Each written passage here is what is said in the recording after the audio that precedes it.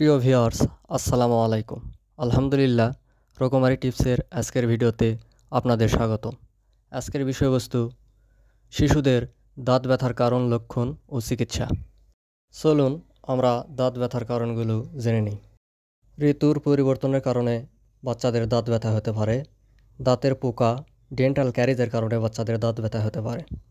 Ice cream বেশি খাওয়ার কারণে বাচ্চাদের দাঁত ব্যথা হতে পারে।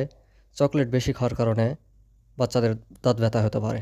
দাঁতের পায়রিয়ার কারণেও হতে পারে এবং ক্যালসিয়াম ঘাটতির কারণে বাচ্চাদের দাঁতের ব্যথা হতে পারে। চলুন এবার আমরা শিশুদের দাঁত ব্যথার লক্ষণগুলো জেনে নিই।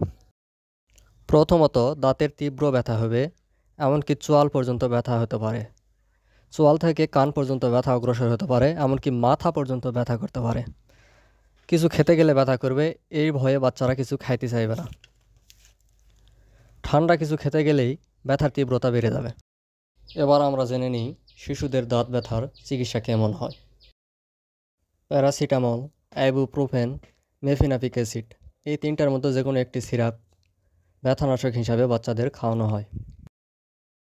দাঁতের পোকা থাকলে, দাঁতের এনিমেল নষ্ট হয়ে গেলে, দাঁতের পায়রিয়া থাকলে বা দাঁত অপরিষ্কার থাকলে আমরা মেট্রোনিডাজল ব্যবহার করতে পারি।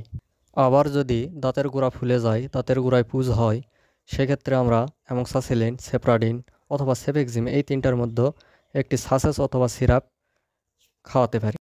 বিশেষ সতর্কীকরণ: উক্ত ওষুধগুলো ডাক্তারের পরামর্শ ছাড়া খাওয়াবেন না। ভিডিওটি ভালো লাগলে অবশ্যই লাইক করবেন, শেয়ার করবেন ও সাবস্ক্রাইব করবেন।